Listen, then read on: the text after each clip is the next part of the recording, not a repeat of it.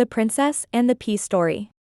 In a land far, far away, there was a magnificent and powerful king that lived in a big castle with its son and mother.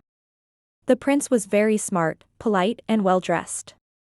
But the king of our story was sad. He wished that his son could marry a beautiful princess. But he could never find the princess.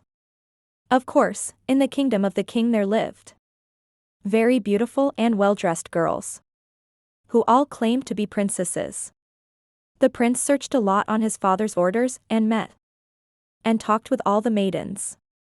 But in the end he returned to the castle empty-handed and sad. The prince told his father that it was impossible to know whether these maidens were really princes or not. The wise king smiled and said, "My son, you must be patient. You will understand when the time comes." The prince smiled and returned to his room. That night the rain came with a big storm.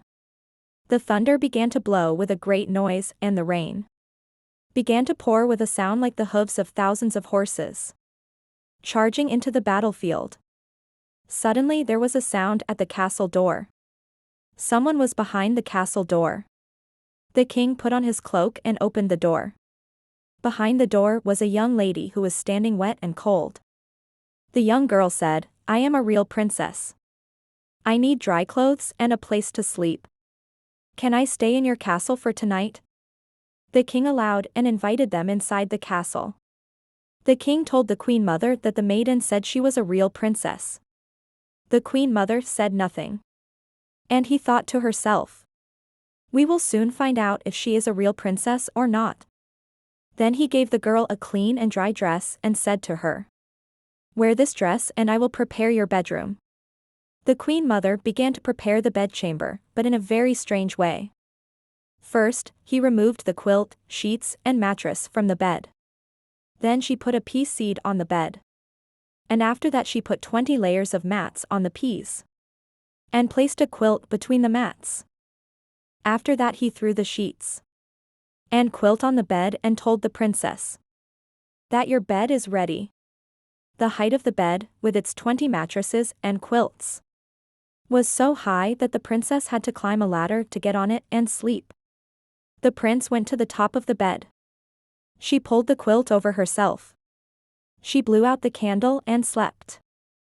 The next morning, while having breakfast, the queen mother turned to the princess and asked, "My dear princess, did you sleep well last night?" "No, it wasn't quite right," said the princess, a little embarrassed. And she continued, I'm very grateful for your kindness and hospitality. But there seemed to be something hard and uncomfortable under my mattress, so that I could not sleep last night." The queen mother was surprised and said, "Really?" And he turned to the king and the prince and said, "I think we have finally found the real princess. Because no one but a real princess has such a delicate and precise sense to distinguish a single pea from 20 mattresses and 20 of my best quilts. You should get married immediately." The prince was very happy. He turned to the princess and said, "Dear princess, will you do me this great honor and marry me?"